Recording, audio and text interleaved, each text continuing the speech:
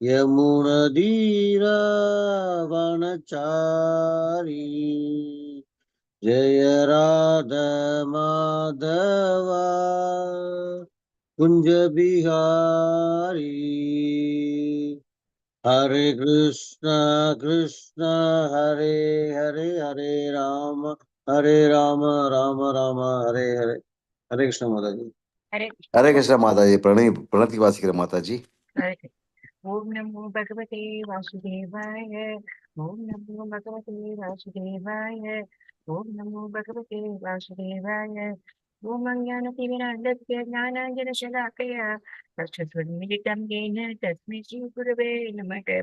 श्रीसत्यं न मनोपीष्टं स्थापितं येन भूतले स्वयं रूपं कदा मह्यं तदादि स्वपदान्तिकं वन्देऽहं श्रीगुरो श्रीयुतपदकमलं श्रीगुरुन् वैष्णवांश्च श्रीरूपं साग्रजातं सकगण रघुनाथान्वितं तं कवजीवं सात्वेदं सावधूतं परिजनसेवितं कृष्णचैतन्यदेवं श्रीराधाकृष्णपादान् सकगण ललिता विषयकान्वितं हे कृष्ण करुणा सिन्धु येन बन्धु जगत्पदे गोपेश गोपिकान्त राधाकान्त नमोस्तुते सप्तकाञ्चन गौराङ्गी राधा वृन्दावनेश्वरी वृषभानुसुते देवी प्रणमामि हरिप्रिये पाञ्चकल्पतरूपस्य कृपा सिन्धुभ्येव च पतितानां पावनेभ्यो वैष्णवेभ्यो नमो नमः। नमो ब्रह्मण्य देवाय गोब्राह्मणहिताय च जगद्हिताय कृष्णाय गोविन्दाय नमो नमः। नमो महावदान्याय कृष्णप्रेमप्रदायते कृष्णाय कृष्णचैतन्य नाम्ने गौरकृष्णे नमः। गुरवे गौरचन्द्राय अधिकाय रतालये कृष्णाय कृष्णभक्ताय तद्भक्ताय नमो नमः। मूकं करोति वाचालं पङ्कुं लङ्घयते गिरिं यत्कृपातं वन्दे परमानन्दमाधवं। कृष्णाय वासुदेवाय देवकीनन्दनाय च नन्दगोपकुमाराय गोविन्दाय नमो नमः। नमः पङ्कजनाभाय नमः पङ्कजमालिने नमः पङ्कजनेत्राय नमस्ते पङ्कजङ्ग्रये नमः ॐ विष्णुपदाय कृष्णप्रेष्ठाय भूतले श्रीमदे भक्ति वेदांत स्वामी निधि नामिने नमस्ते सरस्वती देवे गौरवाणी प्रचारिणे निर्विशेष शून्यवादी पाश्चात्य देशधारिणे नारायण नमस्कृते नम्रं चैव नरोत्तमं देवीं सरस्वतीं व्यासं ततो जयं विग्रहे शर्मतां स्वकर कृष्ण पुण्यश्रवणकीर्तनः अतन्तस्तोहे पत्राणि तनोति सुकृतं सदा नक्षप्रायेष्वपत्रेषु नित्यं भागवतसेवया भगवती उत्तमश्लोके भक्तिर्भवति निष्ठते नैष्ठते पद्यतत्त्वात्मकं कृष्णभक्तरूपस्वरूपकं भक्तावतारं भक्ताख्यं नमामि भक्तसत्त्विकं जय श्री कृष्ण चैतन्य प्रभु नित्यानंद श्री अद्वैत गदाधर शिवासादि गौरभक्तवृंद हरे कृष्ण कृष्ण कृष्ण हरे हरे हरे राम राम राम हरे हरे हरे कृष्ण कृष्ण कृष्ण हरे हरे हरे राम राम राम हरे हरे हरे कृष्ण कृष्ण कृष्ण हरे हरे हरे राम राम हरे हरे हरे कृष्ण माता Hare Krishna Mataji. Thank you so much Mataji. Hare Krishna. இத்தனை அதிகாலையில வந்திருக்கக்கூடிய அனைத்து பக்த கோடிகளுக்கும் பிரணாம். இன்னைக்கு நமக்கு வந்து 10வது அத்தியாயம் பார்க்க போகின்றோம். இந்த அத்தியாயத்தோட பெயர் விபூதி யோகம். பகவானை பத்தின அந்த வைபவங்கள் எல்லாம் நம்ம இன்னைக்கு அனுபவிக்க போறோம். பூரணத்தின் வைபவம், கிருஷ்ணருடைய முழுமையான குணங்கள்லாம் என்ன இருக்கு அப்படின்றத நம்ம பார்க்க போறோம். இன்னைக்கு வந்திருக்கக்கூடிய அனைத்து பக்த கோடிகளையும் ஸ்ரீ ஸ்ரீ ராதா கோவிந்தா இஸ்கான் மேங்களூர் சார்பாக வருக வருக என்று வரவேற்கின்றோம். ஹரே கிருஷ்ணா.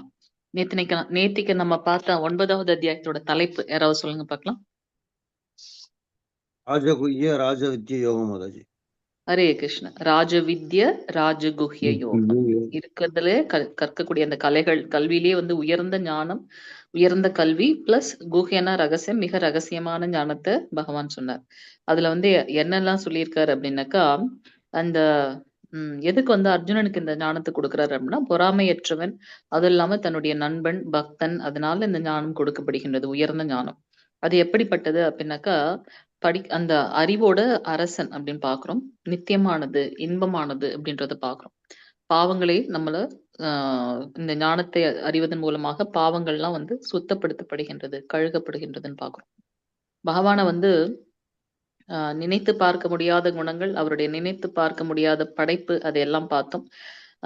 யார் வந்து பகவானை வந்து சரணடைறதில்ல அப்படின்றத இதுக்கு முந்தின அத்தியாயங்கள்ல பார்த்திருக்கோம்.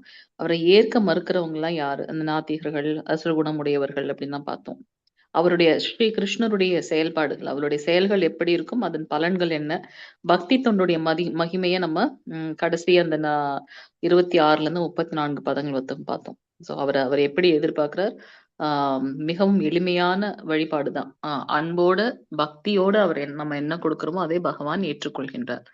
ஸோ அது நம்மள வந்து நித்தியமான ஆனந்தத்துக்கு வாழ்க்கை வந்து ஆனந்தமயமான வாழ்க்கைக்கு வழிவகுக்குது. துன்பங்கள்ல இருந்து நம்மளை விடுவிக்கின்றது. அந்த பகவானுடைய பிரார்த்தனை அப்படின்னு பார்த்தோம். ஓகே. இன்னைக்கு நம்ம பார்க்கக்கூடிய அத்தியாயம் வந்து 10வது அத்தியாயம். விபூதி யோகம் என்பது இதன் பெயர். இதுல வந்து நம்ம என்ன பார்க்க போறோம் அப்படின்னாக்கா, பகவானுடைய மற்ற குணங்கள், அவருடைய சக்திகள்லாம் என்னன்னு பார்க்க போறோம். அவரே அனைத்தின் மூலம் அப்படின்றத நம்ம பார்க்கிறோம். அது மட்டும் இல்லாம, பகவத்கீதையோட சாரம் என்ன அப்படின்னாக்கா, 3 விதமான விஷயங்கள பார்க்கிறோம். சம்பந்தா, அபிதேய, பிரயோஜன அப்படின்னு சொல்லிட்டு. இந்த ஞானம் எனக்கும் பகவானுக்கும் என்ன சம்பந்தம்? என்ன தொடர்பு? அப்படின்றத பார்க்கிறோம். ஓகே. அது தெரிஞ்சுக்கிட்டதுக்கு அப்புறம் நம்ம என்ன மாதிரியான வழிபாடுகள செஞ்சு பகவான அடைய முடியும்? அப்படி அடையறதுனால நமக்கு கிடைக்கக்கூடிய பலன் என்ன? அப்படின்னு பார்க்கிறோம். ஸோ நம்ம தெரிஞ்சுக்கிறதுனால, இந்த ஞானத்தின் மூலமாக பகவான தெரிஞ்சுக்கிறோம். அதை நம்ம என்ன பண்றது? இம்ப்ளிமெண்ட் பண்றதுனால நம்ம என்ன பண்றோம்? பகவானை பற்றி தெரிந்து கொண்டு அவரை அடைகிறோம். அதனால நமக்கு வந்து அன்பு அதிகமாகுது அப்படின்றத நம்ம பார்க்கிறோம். அடுத்தது வந்து அர்ஜுனன் வந்து இப்ப சொல்றார், "கிருஷ்ணா நீங்க முழுமுதற் கடவுள்ன்றத நான் ஏற்றுக்கொள்கின்றேன். ஆனாலும் நீங்க எங்கெல்லாம் வியாபித்திருக்கீங்கன்னு எனக்கு காட்டிக் குடுங்க." அவர் சொல்றாரு இல்லையா? "இந்த பிரபஞ்சம் முழுவதும் நான் தான் இருக்கேன்." அதெல்லாம் சொல்றாரு. ஓகே. நான் அதெல்லாம் ஏத்துக்கிறேன். ஆனா அதுக்கு என்ன சான்றுன்னு அர்ஜுனன் கேட்கிறார். அர்ஜுனனுக்கு தெரியாதது ஒன்றும் கிடையாது. ஏன்னா, அவர் எப்பவும் பகவான் கூடவே இருக்கார். ஆனாலும் இங்க ஏன் அந்த கேள்வி கேட்கப்படுது அப்படின்னாக்கா, பிற்காலத்துல நம்மள மாதிரி இப்ப எத்தன பேர் வந்து நானும் கடவுள்ன்னு சொல்லிட்டு எத்தன பேர் வராங்க. ஆனா, இங்க இந்த விபூதி யோகத்தின் மூலமாக முழுமுதற் கடவுள் யாரு? இந்த போலியான இத சொல்லின்னு இருக்காங்கல்ல, அவங்கலாம் யாருன்றத நம்மளால ஆய்ந்து பார்க்க முடியும். அதனால தான். அது மட்டும் இல்லாம அர்ஜுனன் ரொம்ப ஆர்வப்படுறார். எல்லா இடத்துலயும் நீங்க வியாபித்து இருக்கீங்க அப்படின்னா, உங்கள நான் எப்படியெல்லாம் பார்க்க முடியும் அப்படின்றத அவரு கேட்கிறார். ஸோ அத என்ன பண்றார்? பகவான் அத எடுத்து சொல்றார். எங்கெல்லாம் அவர் வியாபித்திருக்கார் அப்படின்றத வந்து எடுத்து சொல்றார். கிருஷ்ணருடைய வைபவங்கள், அவரே அனைத்தின் மூலம் அதையெல்லாம் நம்ம இன்னைக்கு பார்க்க போறோம். மொத்தம் 42 பதங்கள் இருக்கு அப்படின்றத நம்ம பார்க்கலாம். முதல் ஸ்லோகம் வாசிங்க यत् மாதாஜி. ஹரே माताजि। கிருஷ்ணா. ॐ श्री परमात्मने नमः। श्रीभगवानुवाच भूय एव महाबाहो शृणु मे परमं वचः यत्तेकं प्रीयमाणाय वक्ष्यामि हितकाम्यया। हरे कृष्ण। ஹரே கிருஷ்ண மாதாஜி. ஸோ இங்க முதல் ஸ்லோகமே பகவானே சொல்றார். ஸ்ரீ பகவானுவாச்ச. என்ன சொல்றார்? பலம் பொருந்திய புயங்களுடைய அர்ஜுனா, நீ எனக்கு பிரியமான நண்பன். முந்தினதுல நம்ம என்ன பார்த்தோம்? நீ பொறாமையற்றவன்றதுனால இந்த ஞானத்தை உனக்கு நான் விளக்குகின்றேன்னு சொன்னார். இங்க நீ எனக்கு பிரியமான நண்பன்றதுனால, இதுவரை நான் விளக்கியதை காட்டிலும் ஏற்கனவே ராஜவித்யா, ராஜகுஹ்ய சொல்லியாச்சு. அதையும் காட்டிலும் சிறந்த விஞ்ஞானத்தை பகவான் வந்து ஞானத்தை கொடுக்கப் போறார். உன்னுடைய நலனுக்காக நான் உரைக்கப் போகின்றேன். இதனை மீண்டும் கேட்பாயாக. ஏன்னா, இத ஆல்ரெடி நமக்கு சொல்லிட்டார் இல்லையா? அதனால. சோ இங்க ஏன் அத சொல்றார்? பிரியமானாய என்னுடைய நண்பன். சிறந்த ஞானத்தை நான் உனக்கு குடுக்கிறேன். பரமமான ஞானம். பரமம் வசம். பகவான பத்தினது. சோ ஞானத்தை பெறுவது எப்படி அப்படின்னாக்கா, ஷ்ருணு. சோ இந்த முதல் இதுல நம்ம பார்க்கிறோம் இல்லையா? அங்க சொல்றார். பூய ஏவ மகாபோக்ஷோ ஹோ ஷ்ருணு க்ஷம. சோ வந்து கேளு அப்படின்னு சொல்றார். சோ கிருஷ்ணர் இந்த அறிவை அர்ஜுனனுக்கு ஏன் தருகின்றார் அப்படின்றத பார்க்கிறோம். ஏன்னா அவர் வந்து பிரியமானவன், நண்பன். பக்தியில் முன்னேற என்ன வழி அப்படின்னாக்கா, பக்தர்களுடைய சங்கத்தில் கிருஷ்ணரை பற்றி கேட்க வேண்டும். ஷ்ருணு. ம். இந்த கலியுகத்துல பக்தர்கள் கூட இருக்கிறதே வந்து ஒரு பெரிய தவமாக கருதப்படுகின்றது. நம்ம சத்தியுகத் மாரி பல்லாயிரக்கணக்கான வருடங்கள் ஒரு இடத்துல அமர்ந்து நம்ம பார்த்திருக்கோம். அஷ்டாங்க யோகத்தலாம் எப்படி பண்ணணும் அப்படின்னு பார்த்திருக்கோம். யம, நியம, அந்த தாரணை அதெல்லாம் நம்ம பார்த்தோம் இல்லையா? சோ இங்க பக்தியில கலியுகத்துல முன்னேறதுக்கு பக்தர்களோட சங்கத்துல இருக்கோம் பார்த்தீங்களா? அதே வந்து ஒரு பெரிய தவமாக கருதப்படுகின்றது. சரி, அந்த சங்கத்துல இருந்துட்டு நம்ம என்ன பண்ணணும்? ஸ்ரீ கிருஷ்ணரை பற்றி அறிந்து கொள்ள நாம ஆ பிரயத்தனம் பண்ணணும்னு பார்க்கணும். 2வது பதம் மாதாஜி. ஹரே கிருஷ்ணா. तु सुरगणाः प्रभवं न महर्षयः अगम् आदित्य देवानां महर्षीणां च सर्वशः। हरे कृष्ण। ஹரே கிருஷ்ண மாதாஜி. இந்த ஞானம்லாம் யாருக்கு கூட கிடைக்கப்படுவதா இல்லையா? தேவர்களோ மகா ரிஷிகளோ கூட என்னுடைய வைபவங்களை அறிவதில்லை. பகவானை பத்தி பூரணமா அவங்களுக்கும் தெரியாது. ஏன்னா அவங்க எல்லாருமே யாருக்கிட்ட இருந்து வருகின்றாங்க? பகவான் இடத்துல தான் வருகின்றார். அப்போ அவங்களுக்கு உயர்ந்து இருக்கார் இல்லையா பகவான். அப்ப அவரை பற்றி எப்படி தெரிய முடியும் அவங்களால? சோ எல்லா விதங்களிலும் தேவர்களுக்கும் ரிஷிகளுக்கும் நானே ஆதியாவேன். அப்படி அவரே மூலமாக இருக்கிறதுனால அவரால புரிந்து கொள்ள முடியவில்லை. சோ இங்க வந்து ஒரு ஒரு அனாலஜி வந்து கொடுக்கப்பட்டிருக்கு. மகனுக்கு தந்தை தான் மூலம். அவனுக்கு அவரை பற்றி அனைத்தும் தெரியாது இல்லையா? சோ மகன் வந்து அப்பாவ பத்தி எப்படி ஏன்னா நான் இருக்கிறது எனக்கு முன்னாடியே அப்பா வந்துட்டாரு. அப்போ அப்பாவுடைய எக்ஸ்பீரியன்ஸோ, இல்ல அப்பாவுடைய எக்ஸ்போஷரோ, அவர் எப்படிப்பட்டவர் அப்படின்றது எனக்கு எப்படி தெரியும்? எனக்கு முன்னாடில இருந்து அப்பா இருக்கார். அப்ப அப்பாவ பத்தி எனக்கு எப்படி தெரியும்? ஆனா என்ன பத்தி என்னோட அப்பாவுக்கு தெரியும். ஏன்னா நான் பொறந்ததுல இருந்து இப்ப வரைக்கும் என்ன பார்த்துட்டு இருக்காரு. அதனால என்ன பத்தி அப்பாவுக்கு தெரியும். ஆனா அப்பாவ பத்தி பூரணமா நமக்கு தெரியாது. அதே இதுதான் வந்து ஸ்ரீ கிருஷ்ணரோடத நம்ம பார்க்கிறோம். ஓகே. ம் பாண்டித்யம், மனக்கற்பனை, பற்றுதலின்மை ரொம்ப அதிகமான படிச்சுட்டோம் அப்படின்றதுனால, அதெல்லாம் பௌதிகமான, மெத்தனமான ஒரு படிப்புகள். அதுக்கும் பகவான பற்றி தெரிந்து கொள்றதுக்கும் எந்த ஒரு ஒரு கனெக்ஷனும் கிடையாது. அதுபோல மன யூகத்தின் அடிப்படையில பகவான பத்தி புரிஞ்சுக்க முடியாது. பகவான் மேல ஒரு உண்மையான பற்றுதல் இல்லாம பகவான பத்தி புரிந்து கொள்ள முடியாது அப்படின்றத நம்ம பார்க்கிறோம். ஸோ, ஆ ஏன் நமக்கு வந்து அவர பத்தி முழுமையாக தெரியல அப்டின்னாக்கா, நான் அவரே அனைத்தின் மூலம். அவர்கிட்ட இருந்து தான் நம்ம வந்திருக்கோம். மூலத்துக்கு நம்மள பத்தி எல்லாம் தெரியும். ஆனா நம்மளால அவர புரிந்து கொள்ள முடியல.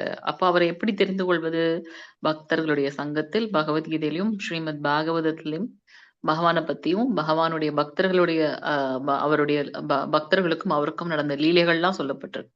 ஸோ அத பத்தி நாம கேட்கும்போது அத புரிந்து கொள்ள முடியும். கிருஷ்ணர் மற்றும் அவருடைய பக்தர்களின் கருணையின் மூலமாக, பகவானுடைய அதீதமான ஒரு கருணையின் மூலமாக, ஆச்சாரியர்களின் மூலமாக, அ அதிகாரப்பூர்வமான குரு சீட பரம்பரையிலிருந்து வந்தவங்க கிட்ட இருந்து நாம பகவானை பற்றி பக்தர்கள் சங்கத்துல கேட்டு தெரிந்துக்க முடியும் அப்படின்றத பார்க்கிறோம். ஸோ இங்க பார்க்கிறோம்.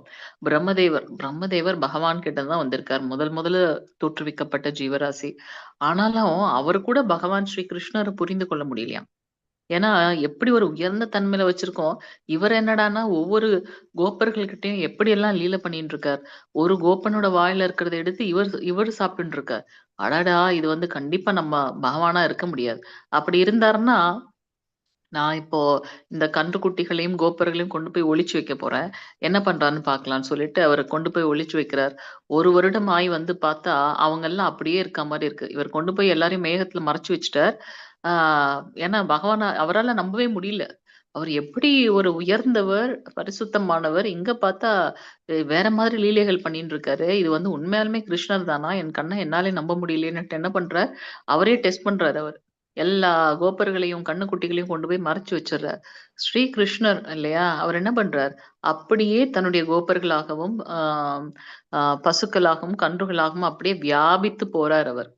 பார்த்தா, எப்பவுமே வந்து எல்லா கோபியர்களும் வந்து ஸ்ரீ கிருஷ்ணர் வரும்போது, தன்னுடைய பிள்ளைகள் கிருஷ்ணரோட வரும்போது, அப்படியே ப எ பு தன்னோட பிள்ளைகள விட்டுருவாங்களாம். மாலை நேரத்துல அவங்க பசுக்கள் எல்லாம் பராமரிச்சுட்டு வரும்போது, கன்றுக்குட்டிகள பராமரிச்சுட்டு வரும்போது, எல்லாருடைய கண்ணும் வந்து கிருஷ்ணர் மேல தான் இருக்குமாம். தன்னுடைய பிள்ளைய விட்டுருவாங்களாம் கோபியர்கள். எப்பவும் அனன்ய பக்தி பண்ணிட்டு இருக்காங்க இல்லையா? சோ அதனால அவர் மேல தான் இருக்குமாம்.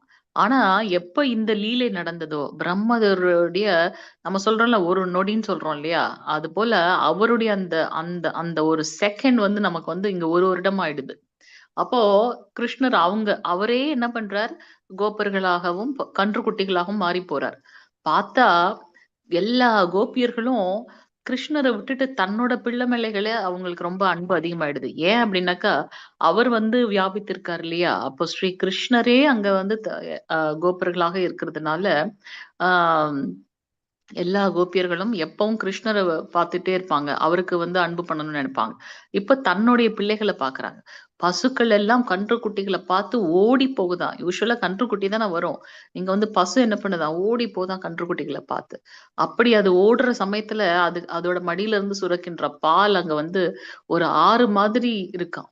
ஸோ இதெல்லாம் ஏன்னா, அந்த ஜீவாத்மாக்கு பகவான் மேல இருக்கக்கூடிய அந்த அன்பு. அதனால அவர் அங்க வியாபித்து இருக்கிறத பார்த்து, எப்பவும் கிருஷ்ணரையே பார்த்துட்டு இருக்கவங்க தன்னோட பிள்ளைகள் மேல அன்பு வைக்கிறாங்க. ஏன்னா கிருஷ்ணரே இங்க வந்துட்டாரே பிள்ளையாக. இதை தன்னுடைய முதல் விரிவங்கமான பலராமர் அவராலே கூட புரிஞ்சுக்க முடியல. அந்த ஒரு வருடம் கழிந்ததுக்கு அப்புறம் தான் வந்து பாத்தீங்கன்னா ஒரு வருஷம் பார்த்த உடனே பிரம்மதேவர் பாக்குறாரு, ஆஹா நான் இவங்களெல்லாம் கொண்டு போய் மறைச்சு வச்சுட்டேன், இங்க திருப்பி எல்லாரும் இப்படி இருக்காங்களேன்னு பார்த்த உடனே புரிஞ்சிச்சு அவருக்கு. இப்பதான் வந்து பகவான் ஸ்ரீ கிருஷ்ணர் இப்படி ஒரு லீலை பண்றான்னு புரிஞ்சுட்டு அவர் என்ன பண்றாரு, அவர் இடத்துல பிரார்த்திக்கிறார், என்ன மன்னிக்கணும் அப்படின்னு சொல்லி பிரார்த்திக்கிறார். சோ அவரை எப்படி புரிந்து கொள்வதுன்னா, அவருடைய கருணை இல்லாம நமக்கு வந்து பகவானை பத்தி புரிந்து கொள்ள முடியாது. அப்ப நம்ம உண்மையாலுமே வந்து நம்மளுடைய பூர்வ ஜென்ம பலன் நாம இந்த அதிகாலையில வந்து கூடியிருக்கின்றோம் பகவானை பத்தி அனுபவிக்கிறதுக்கு. பகவானுடைய கருணை இல்லாம இது இல்ல. அப்போ இதுல நம்ம என்ன பார்க்கிறோம், முந்தினதுல பார்த்தோம் இல்லையா, தேவர்களாலும் ரிஷிகளாலும் கூட அவருடைய லீலைகளையும் அவரை பற்றியும் புரிந்து கொள்ள முடியாது அப்படின்னு சொல்லிட்டு. ஏன்னா பலராமர் அவருடைய முதல் விரிவங்கம், அவராலேயே ஸ்ரீ கிருஷ்ணருடைய இந்த லீலையை புரிஞ்சுக்க முடியல. ஒரு வருடம் கழிச்சதுக்கு அப்புறம் பார்த்தா எல்லா கோப்பர்களும் வந்து அதுக்கு அந்த ஒரு வருஷத்துக்கு முன்னாடி என்ன லீலை நடந்துச்சோ அதை பத்தியே பேசிட்டு இருக்காங்க. அப்பதான் பலராமருக்கு தோணுது, என்ன இது ஒரு வருஷத்துக்கு முன்னாடி நடந்த லீலையை பத்தி இவங்க பேசிட்டே இருக்காங்களேன்னு. அப்போ ஸ்ரீ கிருஷ்ணன் இடத்துல அவர் கேட்கிறார், கிருஷ்ணா உன்னோட லீலை தானா இது அப்படின்னு சொல்லிட்டு. சோ இததான் வந்து நம்ம இங்க பாக்குறோம். சோ கிருஷ்ணருடைய கருணை இல்லாம அவரை பற்றி நம்மளால அவரையும் புரிந்து கொள்ள முடியாது. தூய பக்தர்களால மட்டுமே பகவானை முழுவதுமாக புரிந்து கொள்ள முடியும் அப்படின்னு பாக்குறோம். 10வது பதம் மாதாஜி. ஹரே கிருஷ்ணா. यो मां भजम् अनादिं च वेति लोकमहेश्वरम् असम्मूढसमर्थ्येषु सर्वपापै प्रमुच्यते. हरे कृष्ण. ஹரே கிருஷ்ண மாதாஜி. நம்ம இதுக்கு முந்தினதுல இருந்தே பார்த்துட்டு இருக்கோம். பக்தி யோகத்துல ரொம்ப சிரேஷ்டமா பக்தியை பத்தி சொல்லிட்டு இருக்காரு. அப்படி பக்தி பண்றவங்களுடைய கதி என்ன அப்படின்றதையும் அவர் சொல்றாரு. அதே போல ஒரு ஸ்லோகம் தான் இது. எவன் ஒருவன் என்னை பிறப்பற்றவனாக, பகவான் அஜ அப்படின்னு பாக்குறோம் இல்லையா, பிறப்பற்றவன் ஆரம்பமற்றவனாகவும் எல்லா உலகங்களின் இறைவனாகவும் அறிகின்றானோ, மனிதர்களிடையே குழப்பமற்றவனாக அவன் மட்டுமே எல்லா பாவங்களில் இருந்தும் விடுதலை பெறுகின்றான். சோ பகவானே வந்து பிறப்பற்றவராக இருக்கார், அவரே ஆரம்பம் முடிவு இல்லாதவராக இருக்கார், எல்லா லோகத்துக்கும் வந்து இறைவன் அப்படின்னு யாரு புரிஞ்சுக்கிறாங்களோ அவங்க வந்து எந்த ஒரு குழப்பமும் இல்லாம இருக்காங்க. இதே மாதிரி இதைதான் நம்ம முன்னே பார்த்தோம். அப்படிப்பட்டவங்க மகாத்மாக்கள்னு அழைக்கப்படுறாங்க, அவங்க என்னுடைய பாதுகாப்பில் இருக்காங்கன்னு சொன்னார் இல்லையா, அதே போல இங்க சொல்ற அவன் என்ன பண்றான், எல்லா பாவத்திலிருந்தும் விடுதலை பெற்றிருக்கின்றான். ஏன், பகவானை பத்தி முழுமையாக தெரிஞ்சிருக்கிறதுனால. சோ இங்க வந்து பகவானுடைய தன்மை என்னன்னு பார்க்கணும். அவர் பிறப்பற்றவர், ஆரம்பமற்றவர், எல்லா உலகங்களத்தோட இறைவன். அப்படின்றத புரிஞ்சுக்கிறவங்க எல்லா பாவங்களிலிருந்தும் விடுதலை பெறுகின்றார்கள். இதை நம்ம எப்படி கோலோக விருந்தாவனம் அப்படின்னு சொல்லிட்டே இருக்கமே, இதை எப்படி புரிஞ்சுக்கிறது அப்படின்னா, இப்ப பாருங்க நம்ம இந்தியால இருக்கோம். வேற ஒரு கண்ட்ரில என்ன நடக்குதுன்றது நமக்கு தெரியாது. அங்க போய் அங்க கொஞ்ச நாள் இருந்து அவங்களோட இருந்தாதான் அவங்களுடைய கலாச்சாரம் என்ன அப்படின்றது தெரியும். அதுபோல எண்ணற்ற எண்ணற்ற கிரகங்கள் இருக்கு. அதற்கு எல்லாம் உயர்ந்ததாக சொல்லப்படுறது கோலோக விருந்தாவனம் சொல்றோம். அங்க பகவானுடைய லீலைகள் இதெல்லாம் இங்க பக்கத்துல இருக்க இதே பூலோகத்துல இருக்கக்கூடிய ஒரு கண்ட்ரில நடக்கிறதையே நம்மளால புரிஞ்சுக்க முடியல. அப்போ இதுக்கெல்லாம் அப்பாற்பட்டு எத்தனை அண்டங்கள் இருக்குன்னு பாக்குறோம் இல்லையா, இதற்கெல்லாம் அப்பாற்பட்டு இருக்கிற கோலோக விருந்தாவனத்தில் இருக்கக்கூடிய அந்த லீலைகள் எல்லாம், திவ்யங்கள் எல்லாம் எப்படி நம்மளால புரிந்து கொள்ள முடியும்? அதுக்குதான் வந்து அதிகாரப்பூர்வமான குரு சீட பரம்பரையில இருந்து நம்ம கேட்டு தெரிஞ்சுக்கிறோம் அப்படின்றத பாக்குறோம். ஹரே கிருஷ்ண மத்ததி 4-5. बुद्धिर्ज्ञानं सम्मोहः क्षमा सत्यं दमः शमः सुखदुःखं भवो भावो भयं च भयम् एव च अहिंसा समता तुष्टिः तपोदानं यशो यशः भवन्ति भावा भूतानां मत्त एव प्रतिष्ठिताः. हरे कृष्ण. ஹரே கிருஷ்ண மத்ததி. புத்தி, ஞானம், ஐயம், மயக்கத்திலிருந்து விடுதலை, மன்னித்தல், வாய்மை, புலனடக்கம், மன அடக்கம், சுகம், துக்கம், பிறப்பு, இறப்பு, அச்சம், அச்சமின்மை, அஹிம்சை, சமத்துவம், திருப்தி, தவம், தானம், புகழ் மற்றும் இகழ்ச்சி என உயிர்வாழிகளிடம் காணப்படும் பல்வேறு குணங்கள் அனைத்தும் என்னால் படைக்கப்பட்டவை. நம்ம பாக்குறோம், பகவான் ஒரு பிரபஞ்சத்தையும் படைத்து அதுக்கு உள்ளார ஊடுருவி அதுல இருக்க ஒவ்வொரு ஜீவராசி அசையும் அசையாத எல்லாத்துலயும் அவர் வியாபித்திருக்கார் அப்படின்றத பாக்குறோம் இல்லையா. சோ இங்க பல்வேறு குணங்கள், என்னென்ன குணங்கள் நம்ம பாக்குறோம். எத்தனை குணங்கள் இருக்கு இதுல, யாராவது சொல்லுங்க பார்க்கலாம், எத்தனை குணங்கள் இருக்கு? நம்பர் எண்ணி சொல்லுங்க.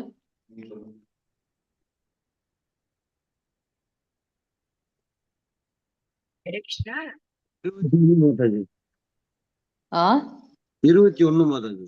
21. 21 ஹரே கிருஷ்ணா. இதெல்லாம் நம்ம கிட்ட இருக்கக்கூடிய குணங்கள் தான் இல்லையா? புத்தி, புத்தி, ஞானம், ஐயம், டவுட் இருக்கிறது, மயக்கத்திலிருந்து விடுதலை, மன்னிக்கிற தன்மை, வாய்மை, நேர்மையாக இருக்கிறது, பொய் சொல்லாம இருக்கிறது, புலனடக்கம், மன அடக்கம், சுகம், துக்கம், பிறப்பு, இறப்பு, அச்சம், அச்சமின்மை, அஹிம்சை, சமத்துவம், திருப்தி, தவம், தானம், புகழ் மற்றும் இகழ்ச்சி. இது எல்லாமே வந்து நம்ம கிட்ட இருக்கிற குணங்கள். அந்த குணங்கள் எங்கிருந்து வந்திருக்கு அப்படின்னாக்கா பகவானிடத்துல இருந்து நமக்கு வந்திருக்கின்றது. சோ பல்வேறு குணங்களின் மூலம் புத்திசாலித்தனம் அல்லது அறிவு அனைத்தும் வந்து அவரிடத்துல இருந்து வந்திருக்கு அப்படின்றத பார்த்தோம். கிருஷ்ணரே பல்வேறு குணங்களின் மூலம் அச்சமின்மை, அடக்கம், ஒன்னொன்னுத்துக்கு நம்ம இங்க பாக்குறோம். சோ அனைத்தும் வந்து பகவானிடத்துல இருக்கு. சோ பரமபுருஷ பகவானுடைய பக்தி தொண்டில் ஈடுபட்டிருப்பவருக்கு எல்லா நற்குணங்களும் பகவானின் ஏற்பாட்டினால் தானாகவே வளரும். இது உண்மைதான் இல்லையா? சோ நம்ம எப்ப வந்து பக்தி தொண்டுல ஈடுபடுறோமோ நம்ம வந்து நிதர்சனமா பாக்குறோம்.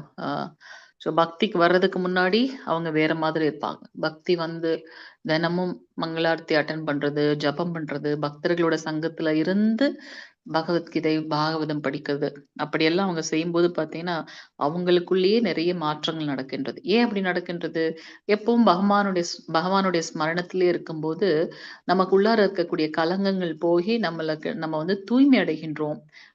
அதன் மூலமாக நாம ஆன்மீக பாதையில முன்னேற்றம் அடைகின்றோம் அப்படின்னு பார்க்கிறோம். ஸோ எப்ப நம்ம பக்தி தொண்டுல இருக்கின்றோமோ, அப்ப ஆட்டோமேட்டிக்கா எதெல்லாம் நல்ல குணங்களாக இருக்கு. ஏன் அப்படின்னாக்கா, அந்த குணங்களை கொண்டவர் பகவான். அவரை தான் நம்ம வந்து வழிபாடு பண்றோம். அப்ப அது கண்டிப்பா நமக்கும் வந்துரும் இல்லையா? இப்ப எப்படி ஒரு ரொம்ப காய்ச்சின இரும்புல போய் எதெல்லாம் தொடுதோ, அதுவும் அதே தன்மையை பெறுது அப்படின்னு பார்க்கிறோம். அது போல காந்தத்துக்கூட சேரக்கூடிய இரும்பும் அதே தன்மையை பெறுகின்றது. பகவான் சிரேஷ்டமானவர். அப்ப அவருக்கு நாம வந்து பக்தி தொண்டு செய்து அவருடைய ஸ்மரணத்திலேயே இருக்கும்போது நாமும் தூய்மை அடைகின்றோம் அப்படின்றத நம்ம பார்க்கிறோம். ஏன் அப்படின்னா அவர் அத்தனை உயர்ந்த குணங்களை கொண்டவர். அப்ப அவரை வழிபாடு செய்யும்போது அவரை மாதிரியே நம்ம மாறுறோம்ல. இதை நம்ம பிராக்டிக்கலாவும் பார்க்கிறோம். நீங்க பார்த்தீங்கன்னா, இப்ப நமக்கு ஒருத்தவங்கள ரொம்ப புடிச்சிருச்சு அப்படின்னாக்கா, நம்மையே அறியாம அன்கான்ஷியஸா அவங்களுடைய குணாதிசயங்கள் எல்லாம் நமக்கு வந்திருக்கும். எத்தனை பேர் இத அனுபவிச்சிருக்கீங்க? நான் ஸ்கூல்ல இருக்கும்போது எனக்கு கெமிஸ்ட்ரி மிஸ் ரொம்ப பிடிக்கும். கிளாஸ் அவங்க இது பண்றது எல்லாமே. போக போக என்ன ஆச்சுன்னா, அவங்க அவங்க எப்படியெல்லாம் பிஹேவ் பண்ணுவாங்களோ, எப்படி எல்லார்கிட்டயும் பேசுவாங்களோ, என்ன டோன்ல பேசுவாங்களோ, அதெல்லாம் நம்மளே அறியாம அந்த ஸ்கூல் பீரியட்ல வந்து அந்த மாரி இருந்துச்சு. ரொம்ப நாளா வந்து எனக்கு அந்த அந்த இது அப்படியே இருந்துச்சு. அப்போ இந்த மாரி எத்தன பேர் ஃபீல் பண்ணியிருக்கீங்க? நான் அனுபவிச்சிருக்கேன் மாதாஜி. ஆ. ஸோ நம்ம ஏன்னா, நம்மளே அது நம்ம பண்ணணும்னு பண்ணல. அவங்கள நமக்கு ரொம்ப பிடிக்கும். அப்ப நம்ம அவங்கள மாதிரியே நம்ம வந்து நம்மளே அறியாம இமிட்டேட் பண்ண ஆரம்பிச்சுருவோம். ஸோ அந்த மாரி பகவானுடைய பக்தி தொண்டுல ஈடுபட்டுட்டு இருக்கும்போது, அவர பத்தி நம்ம முழுமையாக தெரிஞ்சுக்கிறோம்.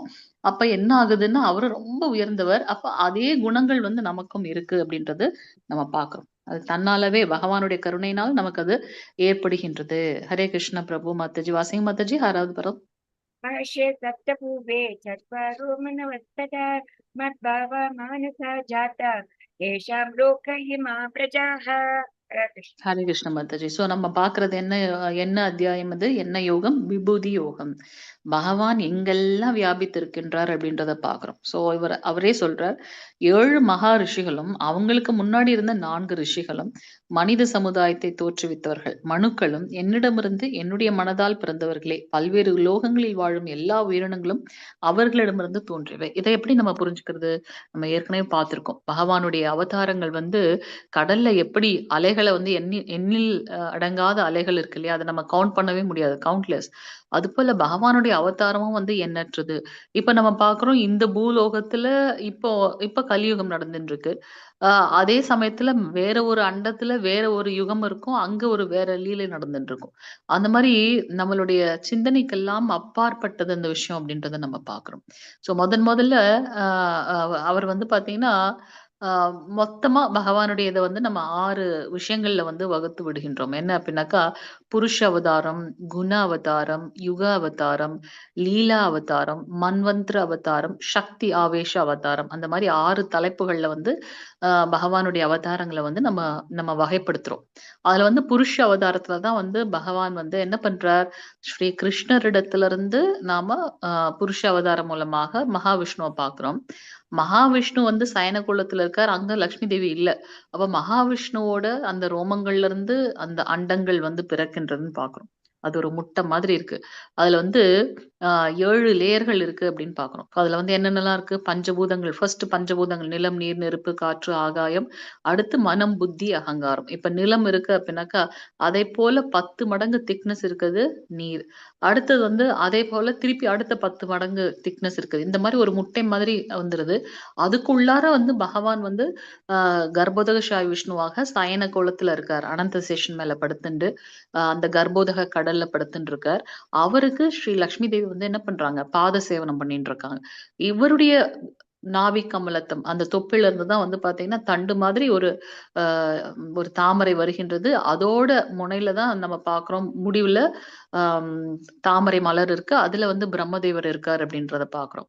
அப்போ பகவான் மானசீகமாக பிரம்மதேவருக்கு அந்த ஞானத்தை கொடுக்கின்றார். ஏன்னா பிரம்மதேவருக்கு ஒண்ணுமே தெரியல. என்னடா இது நம்ம திடீர்னு இங்க வந்துட்டோம், நான் என்ன பண்ணணும் எதுவுமே தெரியல. அப்ப என்ன பண்றார், அந்த தண்டை பிடிச்சிட்டு அதுலயே போறாரு. இது எங்க போய் முடியுது, அங்கேயாச்சும் நமக்கு யாராவது ஒரே இருட்டா இருக்கு, என்ன பண்றதுன்னே தெரியலையேன்ட்டு அந்த தண்டை பிடிச்சிட்டு அவர் போறாரு போயிட்டே இருக்காரு. பல்லாயிரக்கணக்கான வருடங்களால போறார். ஒண்ணுமே அவருக்கு புரியல. போறது மட்டும்தான் தெரியுது. நான் யாரு, எதுக்கு இங்க வந்திருக்கேன், என்ன பண்ணணும்னு தெரியலையேன் போது அப்போ ஒரு அசரீரி கேக்குது. தப தபன்னு ஒரு அசரீரி கேக்குது. அது கேட்ட உடனே அவர் என்ன பண்றார், ஓகே நம்ம வந்து தவம் பண்ணணும்னு சொல்லிட்டு அவர் தவம் பண்றார். நிறைய வருடங்களாக அவர் வந்து தவம் பண்றார். நம்மளுடைய வருடங்களுக்கும் நம்ம ஆல்ரெடி பார்த்திருக்கோம். இப்போ கலியுகத்துக்கு மட்டுமே 4,32,000 வருடங்கள். அதை இரட்டிப்பு செய்தோம்னா துவாபர யுகம், 3ஆ செஞ்சோம்னா திரேதா யுகம், சத்தியுகம். அந்த கலியுகத்தோட 4 மடங்கு சத்தியுகம்னு பார்க்கிறோம். இது ஒரு சதுர்யுகம். இந்த சதுர்யுகம் போல 1000 சதுர்யுகங்கள் சேர்ந்தது பிரம்மதேவருடைய ஒரு பகல். அதே வந்து இன்னொன்னு அதே அதே அளவு இரவு. அந்த மாதிரி நம்ம பார்க்கிறோம். 1000 சதுர்யுகம் பகல், 1000 சதுர்யுகம் இரவு. இப்படியாக 100 வருடங்கள் வந்து பிரம்மதேவருடைய ஆயுட்காலம். அப்ப யோசிச்சு பாருங்க. அது எங்கேயோ மில்லியன் ட்ரில்லியன்ஸ் கிட்ட போகுது. நம்மளால வந்து அந்த நம்பரை வந்து எடுக்க ரொம்ப கஷ்டம். சிம்பிளா நம்ம புரிஞ்சுக்கணும்னா இப்படி புரிஞ்சுக்கலாம். சோ அப்ப அவர் என்ன பண்றாரு, தவம் சொன்ன உடனே அவர் வந்து பல்லாயிரம் வருட கணக்கா என்ன பண்றாரு, தவம் பண்றார். தவம் பண்ண உடனே அவருடைய மனசுல பகவானே வந்து என்ன பண்றார், இதயபூர்வமாக அவருக்கு வந்து வேதங்களை வந்து கற்பித்து கொடுக்கின்றார். அப்புறம் அவர் வந்து இப்ப பிரபஞ்சத்தை படைக்கணும் இல்லையா? சோ அவர் தான் ஃபர்ஸ்ட் பிரம்மதேவர் வரார். அவருக்கு வந்து பகவான் மானசீகமாக அந்த ஞானத்தை வழங்க அவர் என்ன பண்றார், மகத்தத்துவத்துல வந்து இதெல்லாம் நீங்க ஸ்ரீமத் பாகவதம் படிக்கும்போது ரொம்ப தெளிவா நீங்க படிப்பீங்க. ஜஸ்ட் ஒரு ஓவர்வியூ தான் கொடுக்குறோம். இந்த 7 ரிஷிகளுக்காக கதைக்கு நம்ம இப்ப இங்க வரோம். அப்ப அவர் படைச்சது யாரு அப்படின்னு பாத்தீங்கன்னா சனத்குமாரர்கள். சோ அந்த 4 குமாரர்களை, சனத்னா சாருன்னு சொல்றோம் இல்லையா? சோ 4 குமாரர்களை படைக்கின்றார். அவங்க மூலமாக சிருஷ்டி பண்ண சொல்றார். ஆனா அவங்க என்ன சொல்லிட்டாங்க, இவர் எத்தனை வருட காலமாக தபம் பண்ணார் இல்லையா? அந்த தபம் செய்ததோட பலன் அவங்களுக்கு வந்து மற்ற பௌதிகமாக இந்த பிரபஞ்சத்தை தோற்றுவிக்கிறது, என்ன பண்றது, இன்னொரு உயிரை தோற்றுவிக்கிறது, அதெல்லாம் பிடிக்கல அவங்களுக்கு. அவங்க என்ன பண்றாங்க, நாங்களும் வந்து எப்பவும் ஆன்மீகமாக பகவானே நினைச்சுட்டு இருக்கணும் அப்படின்னு சொல்லிட்டு அவங்க பண்றாங்க. இல்ல எங்களால முடியாது. அவங்க 5 வயது குழந்தைகளாக நவ யௌவனம் எப்பவுமே இந்த மாதிரி குழந்தைகளாகவே இருக்கணும்னு சொல்றாங்க. அதற்கு அப்புறமா அவர் என்ன பண்றாரு, கோவப்படுறாரு. அவங்க மேல கோவம் வந்த உடனே அவருடைய புருவங்களுக்கு மத்தியில இருந்துதான் வந்து நமக்கு வந்து ருத்ர வராருன்னு பாக்குறோம். அடுத்து அவருடைய நாசி துவாரங்கள்ல இருந்து பாத்தீங்கன்னா வராகர் வராரு அப்படின்றதெல்லாம் நம்ம பார்க்கிறோம். சோ அது ஒரு பெரிய கதை. அது நீங்க வந்து ஸ்ரீமத் பாகவதம் படிக்கும்போது தெரியும். சோ இங்க வந்து சொல்றாரு 7 சோ முதல்ல அவர் படைச்சது யாரு, முந்தைய 4 ரிஷிகள். முதல்ல 4 ரிஷிகள், அடுத்து மகரிஷிகளை படைக்கிறார். அதுக்கப்புறம் வந்து பாத்தீங்கன்னா மனித சமுதாயத்தை உருவாக்குவதற்காக மனு. அப்பதான் இந்த ரிஷிகள் ஒவ்வொருத்தரும் மனுவோட ஒவ்வொரு பெண்களை வந்து திருமணம் செய்து அவங்க மூலமாக அவங்க நிறைய பிள்ளைகளை பெற்றெடுக்கிறாங்க. பிரஜாபதி, பிரஜைகளை உருவாக்குவதற்கு எப்படி நம்ம லக்ஷ்மிபதின்னு சொல்றோம். லக்ஷ்மியை கொண்டவர் லக்ஷ்மிபதி. அதே மாதிரி பிரஜைகளை உருவாக்குவதற்காக படைக்கப்பட்டவங்க பிரஜாபதிகள்.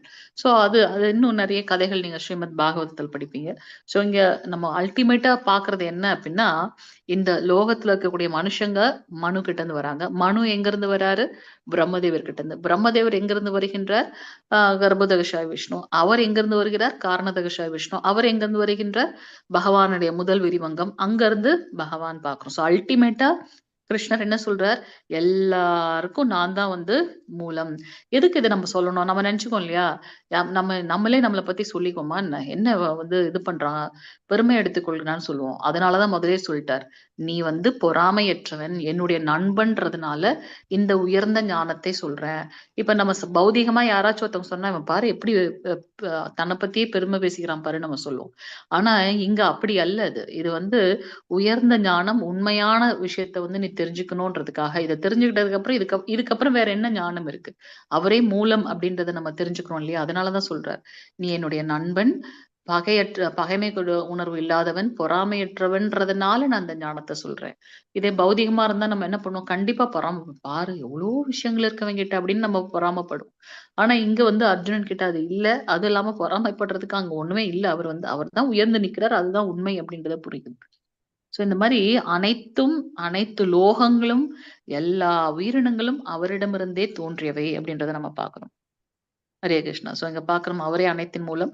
சோ அதுல வந்து 4 குமாரர்கள் இருக்காங்க, 7 மகரிஷிகள்.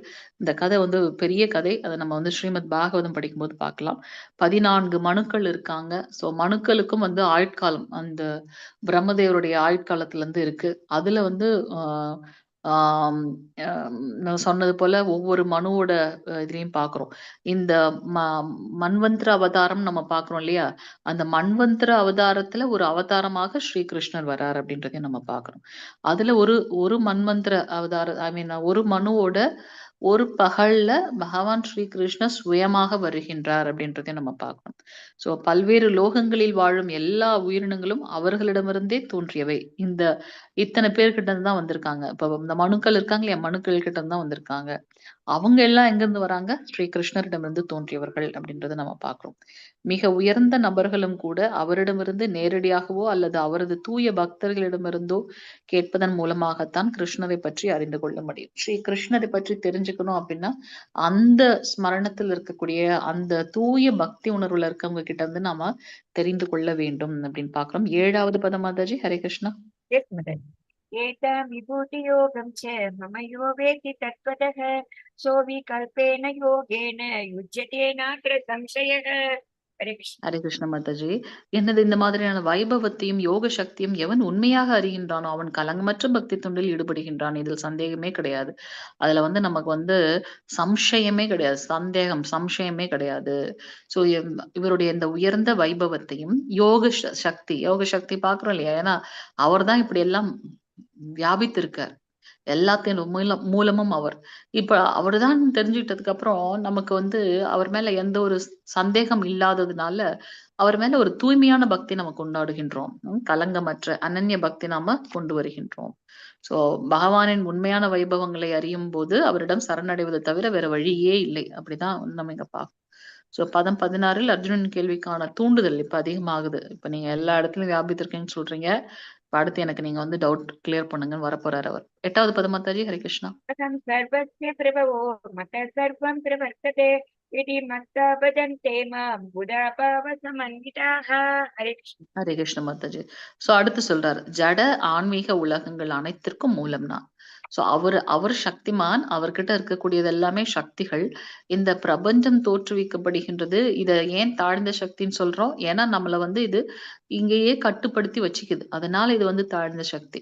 எதற்கு வந்து ஆன்மீக லோகம் வந்து உயர்ந்ததுன்னு சொல்றோம்? ஏன்னா அதுல நித்தியமாக நாம எப்பொழுதும் பகவானுக்கு பக்தி தொண்டு செய்து கொண்டு, அதுல வந்து பிறப்பு இறப்பு மூப்பு நோய் எதுவுமே கிடையாது, பகல் இரவுன்னு கிடையாது, எப்பவும் ஆனந்தமயமாக நம்ம அவருக்கு சேவை செய்வது. நமக்கு எந்த பசி ஆகாரம் வேணும், தாகம் தூக்கம், இந்த எந்த ஒரு நினைப்பும் இருக்காது. அப்ப அது மிக உயர்ந்த உலோகம் தானே இல்லையா? சோ இதுல நம்ம எதற்காக எல்லாரும் ஓடிட்டே இருக்கோம்? எனக்கு ஏதோ ஒரு சந்தோஷம், அது போல எனக்கு என்னுடைய அந்த வயிறுக்காக நான் வந்து கஷ்டப்பட்டு உழைச்சாதான் நம்ம வந்து இது பண்ண முடியும். இந்த மாதிரி எந்த விஷயமே அங்க கிடையாது. நம்ம எல்லாருக்கும் ஒரே நினைவு தான் இருக்கும் அங்க. என்ன, எப்படி நான் என் கிருஷ்ணர் வந்து திருப்திப்படுத்துறது? அவருக்கு என்ன செய்தா பிடிக்கும்? ஸோ நம்ம எல்லாருடைய நோக்கமும் அது ஒன்றாகத்தான் இருக்கும். அப்ப நம்மளை சார்ந்து நம்ம எதுவுமே அங்க திங்க் பண்ண போறதே கிடையாது. அப்ப அது கண்டிப்பாக உயர்ந்த லோகம் தானே. ஸோ இந்த இந்த ஜட ஆன்மீக லோகங்கள் அனைத்தின் மூலம் யாரு? பகவான் ஸ்ரீ கிருஷ்ணர் அப்படின்னு பார்க்கிறோம். எல்லாமே அவரிடத்திலிருந்து தான் தோன்றுகின்றன. இதனை நன்றாக அறிந்த அறிஞர்கள் எனது பக்தி தொண்டில் ஈடுபட்டு இதயபூர்வமாக என்னை வழிபடுகின்றார்கள். எப்ப என்னுடைய ஐயங்கள் எல்லாம் தீர்ந்து விட்டதோ, பூரணமான ஞானம் கிடைக்கின்றதோ, அப்ப அதன் மூலமாக உண்மையான அன்போட இதயபூர்வமாக நம்ம என்ன பண்றோம்? பகவானை வழிபட ஆரம்பிக்கின்றோம். ஸோ கிருஷ்ணருடைய ஐஸ்வர்யங்கள் என்னன்றதை நம்ம பார்க்கிறோம். பௌதிக மற்றும் ஆன்மீக உலகத்தோட மூலம் அவர்தான்றதை தெரிஞ்சுக்கிறோம். அவரை பத்தி தெரிஞ்சுக்கிறதுனால நான் அடையக்கூடிய பலன் என்ன அப்படின்னா, என்னுடைய ஐயங்கள் எல்லாம் நீக்கப்படுகின்றன. சந்தேகம் நீக்கப்படுறதுனால வேற வேற இல்ல. அவர் அது சந்தேகம் படுத்தினா என்ன, அவர்கிட்ட கம்ப்ளீட்டா நாம சரணடைறதுதான் பக்தி தொண்டு தான் அப்படின்றத நம்ம இங்க பார்க்கலாம். சோ இதுக்கு என்ன சாட்சி? ஏன்னா நம்ம நிறைய விஷயங்கள் நிறைய பேர் சொல்றாங்க. நம்ம எல்லார் பின்னாடியும் ஓடிட்டே இருந்தோம்னா எங்க போய் சேரணுமோ அங்க போக முடியாது. அப்போ எல்லாத்துக்கும் நமக்கு ஒரு சான்று வேணும். சோ இதெல்லாம் வந்து நம்மளுடைய வேதங்கள்ல சொல்லப்பட்டிருக்கு. வேதத்தோட சாரம், வேதங்களை என்னால புரிஞ்சுக்க முடியலப்பா, அது ரொம்ப ஹெவியா இருக்கு அந்த சப்ஜெக்ட் அப்படின்றதுக்காக தான் நமக்காக வேதத்தோட சாரமாக உபநிஷத்துக்கள் கொடுக்கப்பட்டிருக்கு. அத்துணை உபநிஷத்துக்களையும் படிக்கக்கூடிய இல்ல புரிந்து கொள்ளக்கூடிய ஞானமும் தெளிவும் என்கிட்ட இல்ல. அதுக்காக தான் பகவான் என்ன பண்ணியிருக்கார்? அனைத்தின் சாரமாக ஸ்ரீமத் பகவத்கீதையை நமக்கு கொடுத்திருக்கார். சோ எல்லாரும் கண்டிப்பாக பகவத்கீதை முடிச்சு கண்டிப்பா ஸ்ரீமத் பாகவதம் படிக்கணும். பகவத்கீதையில பகவான் தன்னை பற்றியே சொல்றாரு அல்லவா? என்னுடைய விபூதி யோகம், என்னுடைய குணங்கள் எல்லாம் பாருன்னு அவரை சொல்றார். ஸ்ரீமத் பாகவதத்துல அவர் என்ன பண்றாருன்னாக்கா, தன்னுடைய பக்தர்களை பற்றியும் பக்தர்களுடைய உயர்நிலையை பத்தியும் அவங்களுக்கும் பகவானுக்கும் இருக்கக்கூடிய லீலைகளையும், நம்ம துருவ மகாராஜரோட சரித்திரம் பார்க்கிறோம், நாரத ரிஷியோட சரித்திரம் பார்க்கிறோம், சித்திரகேது மன்னனுடைய சரித்திரம், நிறைய சரித்திரங்கள். அப்போ பக்தர்களை பற்றி கூறுவது ஸ்ரீமத் பாகவதம் அப்படின்றத நம்ம பார்க்கிறோம். சோ இதுக்கு எல்லாம் சான்று எதுல சொல்லப்பட்டிருக்கு அப்படின்னாக்கா, அனைத்து வேதங்களோட சாரமும் இதாதான் இருக்கு. மற்றும் உபனிஷத்துக்கள், உபனிஷத் தான் வந்து வேதத்தோட சாரம் அப்படின்றத பார்க்கும். மகா உபனிஷத், கோபாலதாபனி உபனிஷத், நாராயண உபனிஷத், வராக புராணம், மகாபாரதம், இதெல்லாம் வித் ரெஃபரன்ஸ் கொடுக்கப்பட்டிருக்கு. நீங்க அப்புறம் கூட பார்த்துக்கலாம். சோ இதெல்லாம் ஆன்மீக சாட்சிகள். சோ அதிகாரப்பூர்வமான ஆன்மீக குருவிடமிருந்து வேத சாஸ்திரங்களோட அடிப்படையில் ஸ்ரீ கிருஷ்ணரை புரிந்து கொள்ள வேண்டும். பகவத்கீதையின் மீதான அங்கீகாரமற்ற விளக்க உரிவுகளையும் கருத்துக்களையும் அறவே தவிர்த்து உறுதியுடனும் திடமாகவும் கிருஷ்ண உணர்வில் முன்னேற வேண்டும். ரொம்ப முக்கியம் வந்து. ஏன்னா அரிது அரிது மானிடராய் பிறத்தல் அரிது அப்படின்னு பாக்குறோம். அதிலும் அரிது வந்து கூன், குருடு, செவிடு அதெல்லாம் இல்லாம நம்ம வந்திருக்கோம். இப்ப எனக்கு உடம்புல ஸ்ட்ரென்த் இருக்கு. சோ இப்ப நம்ம பக்தர்களோட சங்கத்துல அனுபவிக்கின்றோம். அப்ப இந்த டைம்லயே நம்ம என்ன பண்ணணும்? நம்மளால எவ்வளவு முடியுமோ அவ்வளவு பக்தி பண்ணணும். யாத்திரைகள் செல்ல வேண்டும் பகவானை. ஏன்னா வயசாயிடுச்சு அப்படின்னாக்கா, மனம் ஒண்ணு சொன்னாலும் உடம்பு வந்து ஒத்துழைக்காது. அப்ப நமக்கு எப்பெல்லாம் ஆப்பர்ச்சுனிட்டி கிடைக்குதோ கண்டிப்பாக 6 மாசத்துக்கு ஒரு தடவை கஷேத்திரங்கள் செல்லணும். புண்ணிய கஷேத்திரங்கள் போய் அங்க தங்கி இருந்து பகவானுடைய பத்தி நாம அனுபவிக்கணும். அப்படி போகும்போதும் நம்ம வந்து பக்தர்களோட சங்கத்துல போகணும். பக்கத்திலே வீட்டுக்கு பக்கத்துல டெம்பிள் இருந்ததுன்னா தினமும் மங்களார்த்தி அட்டன் பண்ணணும். அதுவும் முடியலையா, ஓகே ஆன்லைன்லயாவது நம்ம மங்களார்த்தி அட்டன் பண்ணணும் நம்ம பாக்குறோம். ஸோ எவ்வளவுக்கு எவ்வளவு முடியுமோ அவ்வளவுக்கு அவ்வளவு பக்தி பண்ணணும். அது வந்து இப்ப எனக்கு ஸ்ட்ரென்த் இருக்கும் போதே நான் எதுவும் செய்யல அப்படின்னாக்கா, நான் ரிட்டையர் ஆகி வீட்டுல உட்காரும் போது என்னால எதுவுமே செய்ய முடியாது. அதனால அட்லீஸ்ட் 6 மாசத்துக்கு ஒரு தடவை ஒரு பிரேக் எடுத்துட்டு நாம பக்தியில என்னென்ன பண்ண முடியுமோ அதை பண்ணணும். இப்ப நம்ம காலையில இணைஞ்சிருக்குமே, இதே பெரிய விஷயம். இப்ப ஒன்ஸ் 6:30 முடிஞ்சிச்சுன்னா நம்ம அவ்வளவுதான். ஆபீஸ் போனோம், வேலைக்கு போனோம், இதை போனோம்னா அதுல நம்ம உழண்டுட்டே இருப்போம். சோ இதுல நம்ம ஒரு டைம் எடுத்து பண்றது பெரிய விஷயம். இதை அப்படியே சஸ்டெயின் பண்ணணும். எல்லாரும் கண்டிப்பா வந்து சாண்டிங் இன்க்ரீஸ் பண்ணுங்க. இன்னைக்கு ஏகாதசியும் கூட. புரோபாதர் வந்து நமக்கு முதல்ல கொடுத்திருக்கிறது என்னது? முதல்ல நீங்க சாண்டிங் பண்ணுங்க. சாண்டிங் பண்ண பண்ண நமக்கு வந்து இந்த பக்தியில நம்ம முன்னேற முடியும் அப்படின்னு பாக்குறோம். சோ ஆன்மீக குருவோட வழிகாட்டுதல்ல பண்ணணும். நிறைய பேர் ஆன்மீகத்தை பத்தி பேசுறாங்க. நிறைய பேர் பகவத்கீதை பாகவதத்தை பத்தி சொல்றாங்க. ஆனா அது அது அவங்களுடைய பாவம் என்னவாக இருக்கு அப்படின்னாக்கா, ஏதாவது ஒரு ஒரு ஒரு ஒரு ஆஹ் ஒரு என்ன சொல்றது, சுயமாக எதையோ எதிர்பார்த்து அவங்க வந்து கதைகள் சொல்றதாக இருக்கு. சோ நம்மளுடைய பக்தர்கள் மட்டும்தான், தூய பக்தர்கள் மட்டும்தான் பகவானுடைய அந்த நாம ரூப குணலீலைகளை உணர்ந்து அனுபவிக்கும் போது அதே நிலையை நாம் அடைகின்றோம். அவங்க நம்ம கிட்ட எதையும் எதிர்பார்க்கறது இல்ல, காசு பணம் எதிர்பார்க்கறது இல்ல. ஆனா நிறைய பேர் வந்து என்னது 7 நாள் பாகவத சப்தாகம் பண்றோம் அப்படின்னு சொல்லிட்டு அத வந்து ஒரு பிசினஸ் ஆயிடுச்சு இப்பெல்லாம். சோ அந்த மாதிரி எல்லாம் வழியில நம்ம போகக்கூடாது. திருப்பி திருப்பி பிரபுபாதர் நமக்கு அத சொல்றார். அதிகாரப்பூர்வமான குரு சீட பரம்பரை. ஏன்னா உள்ளது உள்ளபடி வேதத்துல சொன்னது போல தன்னுடைய வாழ்க்கையை அவங்க நடத்துறாங்க. தத் விதி பிரணிபாத்தேன பரிபிரஷ்னேன சேவையாம். அப்படி ஆஹ் என்ன வேதத்துல சொல்லப்பட்டிருக்கோ அது போல வாழ்க்கையை நடத்தக்கூடிய அந்த அதிகாரப்பூர்வமான குரு சீட பரம்பரை கிட்ட இருந்து நாம ஞானத்தை பெற்றுக்கொள்ள வேண்டும்.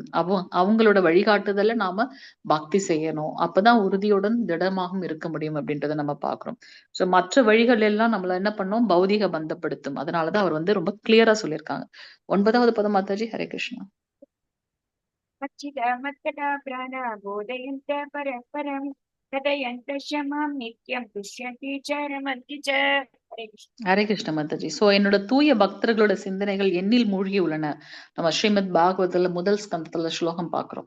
கங்கையில நம்ம மீண்டும் மீண்டும் குளிக்கிறதுனால மட்டும்தான் தூய்மை அடைகிறோம். ஆனா தூய பக்தர்கள் பகவான இதயத்திலேயே தாங்கி எப்பவும் அவரோட ஸ்மரணத்திலே இருக்கிறதுனால அவங்க எங்கெல்லாம் போறாங்களோ அந்த இடமெல்லாம் தூய்மை அடைகின்றது. இது உண்மை, மிக மிக உண்மை.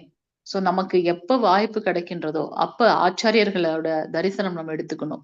தூய பக்தர்களோட சங்கத்துல இருக்கணும். முடிஞ்சது அப்படின்னா அவங்களை நம்ம வீட்டுக்கு சத்சங்கம் கூப்பிட்டு அவங்களுக்கு வந்து ஒரு மத்தவங்களெல்லாம் வீட்டுக்கு வர வச்சு அவங்களுடைய அந்த பந்தத்தை ஏற்படுத்தணும். அவங்க மூலமாக அன்னைக்கு வந்து கிளாஸ் ஏதாச்சும் ஆர்கனைஸ் பண்ணணும். அவங்களுக்கு ஏதாவது பிரசாத சேவை, என்ன சேவை நம்மளால முடியுமோ அதை கண்டிப்பாக தூய பக்தர்களுக்கு பண்ணணும். ஏன் அப்படின்னாக்கா அதன் மூலமாக நம்மளுடைய கர்ம பலன்கள் வந்து நிஷ்பலப்படுத்தப்பட்டு பக்தியில நாம முன்னேற முடியும். அவங்க நமக்கு வழிகாட்டுவாங்க எப்படி நம்ம வந்து பக்தி செய்யணும் அப்படின்றது. சோ தூய பக்தர்கள் பகவானோட சிந்தனையில எப்பவும் மூழ்கி இருக்காங்க. அவர்களது வாழ்க்கை எனது தொண்டிற்காக அர்ப்பணிக்கப்பட்டுள்ளது. உண்மைதான் இல்லையா? சோ நம்மளுடைய டெம்பிள்ல பாக்குறோம் எத்தனை சன்னியாசி பிரபுக்கள், பிரம்மச்சாரி பிரபுக்கள் எல்லாத்தையும் விட்டுட்டு பகவானே கதின்னு வந்தாச்சு. சோ அவங்களுடைய வாழ்க்கை பகவானுடைய தொண்டுக்காகவே அர்ப்பணிக்கப்பட்டுள்ளது. அவங்க என்னை பற்றி தங்களுக்குள் உரையாடுவதிலும் ஒருவருக்கொருவர் உபதேசித்துக் கொள்வதிலும் இவர்கள் பெரும் திருப்தியும் ஆனந்தமும் அடைகின்றனர். உண்மைதான். நம்ம தான் வந்து பௌதிகமான விஷயத்துல ஆட்கொள்ளப்பட்டிருக்கோம். நமக்கு கொஞ்சம் டைம் கிடைச்சாலும் உடனே பிரஜல்பா இவங்க அப்படி பண்றாங்க, அவங்க அப்படி பண்றாங்க, புறம் பேசுறதெல்லாம் ஸ்டார்ட் பண்ணிடுறோம். ஆனா தூய பக்தர்கள் அப்படி அல்ல. சின்னதா ஒரு டைம் கிடைச்சா கூட அதுல அவருடைய லீலை பத்தி சொல்லி அனுபவிக்கிறது, அதுல அவருடைய இத சொல்லி சந்தோஷப்படுத்தி அத அவரோட ஸ்மரணத்தை தவிர்த்து வேற எதுவுமே இல்லை அவங்களுக்கு.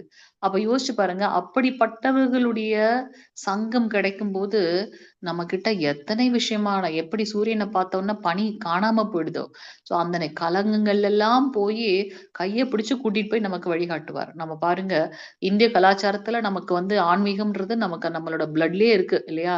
யாரும் வந்து அதுல இருந்து நான் அப்படி மாறி இப்ப திங்ஸ் எல்லாம் மாறி போயிட்டு இருக்கு. இல்லைன்னா நமக்கு ஆன்மீகம் ஆல்ரெடி நம்மளோட இதுல இருக்கு. ஆனா மேற்கத்திய நாடுகள்ல பாருங்க, மை லைஃப் மை வே, என்னோட இது நான் எல்லாம் அந்த அந்த அந்த சின்ன வயசுல இருந்தே வந்து பாத்தீங்கன்னா இண்டிபெண்டா வளரணும்னு குழந்தையா இருக்கும்போதே அவங்களை தனியான ஒரு ரூம்ல போட்டுடுறாங்க. அப்போ அந்த 18 வயசு வரும்போது அவங்க வந்து யாரையும் பெத்தவங்களை பத்தி அவங்க யோசிக்கிறதே கிடையாது. அவங்க போயே ஆகணும் வீட்டை விட்டு. சோ அப்படி தான் தோன்றித்தனமாக இருக்கக்கூடிய அந்த ஒரு கலாச்சாரத்துல அதுவும் இல்லாம ஜிப்சிகள் அப்படின்னு நம்ம பாக்குறோம். ஆர்மி, அந்த ஆர்மிக்கு போக பயந்துட்டு ஆல்கஹால் எடுக்கிறதுக்காக ஒரு குரூப் இளைஞர்கள், ஏன்னா அந்த அந்த அந்த போர் நடந்த காலகட்டம் அது. அப்ப எல்லாரும் என்ன பண்றாங்க, இளைஞர்களை வந்து போருக்கு கூட்டிட்டு போறாங்க. அதுல இருந்து தப்பிக்கணும் அப்படின்னா என்ன பண்றது, நம்ம பிளட்ல ஆல்கஹால் இருந்தா அவங்க நம்மளை விட்டுருவாங்க. அதுக்காக குடிக்க பழகினவங்க கடைசியில என்னாச்சு, அதுக்கு வந்து அடிக்ட் ஆயிட்டாங்க எல்லாரும், எல்லா போதை வஸ்துகளுக்கு. கொஞ்சம் யோசிச்சு பாருங்க. அப்படிப்பட்ட ஒரு ஒரு ஒரு மனித சமூகத்துல நம்மளுடைய பிரபுபாதர் 70 வயசுல வந்து நியூயார்க் சிட்டில போயிட்டு, இது எப்படி சாத்தியம்?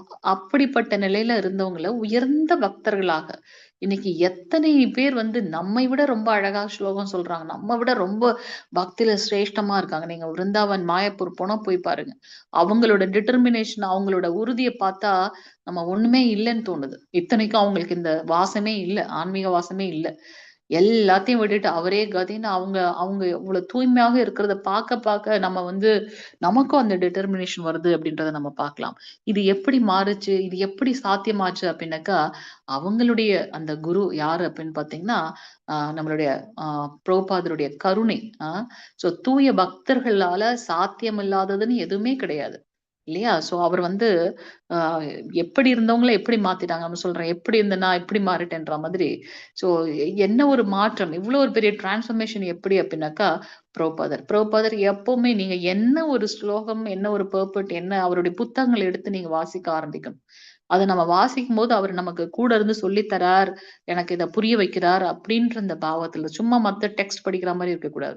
அத படிக்கும்போது அவருக்கு நமக்கு கூட இருந்து நமக்கு எக்ஸ்பிளைன் பண்றார். ஒரு தடவ ரிப்போர்ட்டர் கேட்கிறார், "பிரபுபாத் நீங்க இருக்க வரைக்கும் ஓகே. இந்த இஸ்கான் நம்ம இத கொண்டு வந்துட்டீங்க.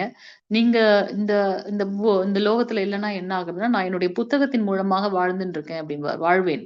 சோ அதனால அவங்களுக்கு வந்து அ எவ்வளவு அவருடைய ஹிஸ்டரி படிச்சா தெரியும். எவ்வளவு கஷ்டப்பட்டு ஒரு ஒரு விஷயங்களும் நமக்காக குடுத்திருக்காரு. அப்படி கருணையும் குடுத்த பிரபுபாதருக்கு நம்ம என்ன பண்றோம்? நம்ம என்ன பண்ண போறோம்? நம்ம கையில தான் இருக்கு. இல்லையா? சோ இன்னைக்கு ஏகாதசியும் கூட நெறைய நீங்க வந்து பகவத்கீதை, பாகவதம் வாசிக்க ஆரம்பிங்க. நல்ல நாளும் கூட. சோ இந்த பக்தர்கள்லாம் எப்படி இருக்காங்க? அவர பத்தின லீலைகள அனுபவிக்கிறதுல ரொம்ப திருப்தியும், ஆனந்தமும் அடைகின்றார்கள் அப்படின்னு பார்க்கிறோம். இதுல வந்து ராசலீலையில வந்து ஒரு ஒரு கோபியும் நெனச்சுக்கிறாங்க இல்லையா? பகவான் என் கூட தான் நடனம் ஆடுறான்னு நெனச்ச அடுத்த மாத்திரம் அவர் என்ன பண்றார்? காணாம போயிடுறாரு. ஏன்னா என்னுடைய பக்தன் தூய்மையாக இருக்கணும் எப்பவுமே. சின்னதா அகங்காரம் கூட வரக்கூடாது. ரொம்ப சிரேஷ்டமான உண்மையான பக்தர்கள் யாருன்னா, ஸ்ரீமதி ராதாராணி அம்மாவும், கோபியர்களும் பார்க்கிறோம். அவங்களையும் விட்டு வைக்கல பகவான். எப்ப சின்னதா அவங்களுக்குள்ள என் கூட தான் பகவான் வந்து நடனம் ஆடுறார்ன்னு ஒரு சின்ன அகங்காரம் வந்தோனே காணாம போயிட்டார். அவர் காணாம போன உடனே எல்லா கோபியர்களும் வந்து பாத்தீங்கன்னா, பித்து பிடித்தவர்கள் போல ஆயிடுறாங்க. ஆனாலும் அதுலயும் அவங்க எப்படி இருக்காங்க அப்படின்னாக்கா, பகவானுடைய லீலைகளையே அவங்க செய்து சந்தோஷப்படுறாங்களாம். பூத்தனா வதத்த வந்து ஒருத்தவங்க பண்றாங்க. இன்னொருத்தவங்க வந்து மத்த என்னென்ன வதங்கள், லீலைகள்லாம் இருந்ததோ அதெல்லாம் பண்றாங்க.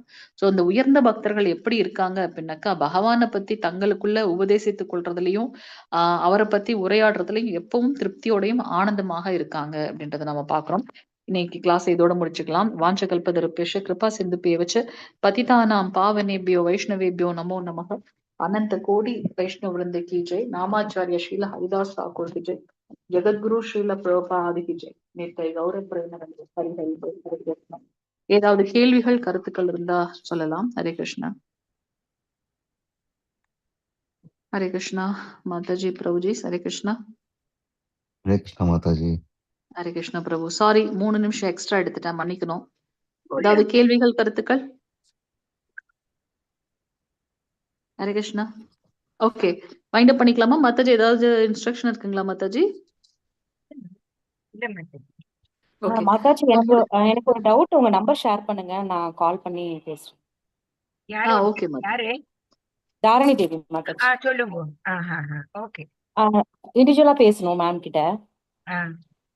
Okay Mataji, no problem Mataji. உங்களுக்கு மாதாஜியோட நம்பர் இருக்குங்களா மாதாஜி? கமலா மாதாஜி. செக்ரட்டரி என்னோட நம்பர் உங்களுக்கு இருக்குமா? குரூப்ல இருக்கேம்மா.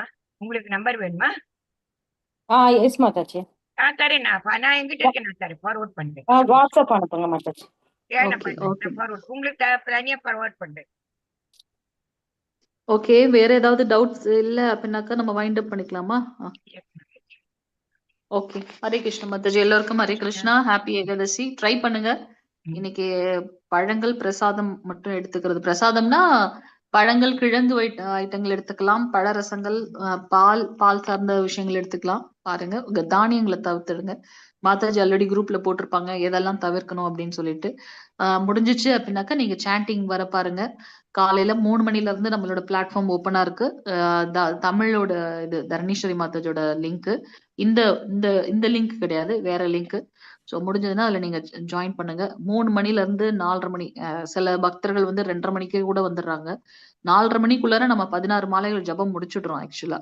ஸோ அது கொஞ்சம் கஷ்டம் தான். நைட் நீங்க காலையில கிளாஸ் அட்டென்ட் பண்றதுனால நைட் வேகமாக தூங்கி, உடம்புக்கு ஹெல்த் தான் ரொம்ப முக்கியம். அதனால 7 மணி நேரம் மினிமம் தூங்கணும். ஸோ தூங்கிட்டு காலையில கரெக்டா எந்திரிச்சிங்க அப்படின்னாக்கா சரியா இருக்கும். நீங்க எல்லாரும் நம்ம வேற வேற நிலையில இருக்கோம். வேலைக்கு போறவங்க, மத்த விஷயங்கள்லாம் இருக்கு. ஸோ அதெல்லாம் அனுசரிச்சு நீங்க வந்து பாருங்க. நான் அந்த 6 மணிக்குள்ள நீங்க முடிச்சிட்டீங்கன்னா ரொம்ப உத்தமம். முடியாத பட்சத்துல நீங்க ஹோல் டே வந்து பிராக்டிஸ் பண்ணுங்க. பண்ணிட்டு 16 மாலைகள் ஜபம் பண்ண ட்ரை பண்ணுங்க எல்லாரும். ஹரே கிருஷ்ணா. வைண்ட் அப் பண்ணலாம் Mataji. Thank you Hare Mataji. Hare Krishna, Krishna. Mataji. Thank you sorry, very much, 5 நிமிஷம் Mataji. எக்ஸ்ட்ரா ஆயிடுச்சு. Sorry. Thank you Hare very Krishna much, Prabhu. Mataji. Hare Krishna Prabhu. Thank you Prabhu. Hare Krishna.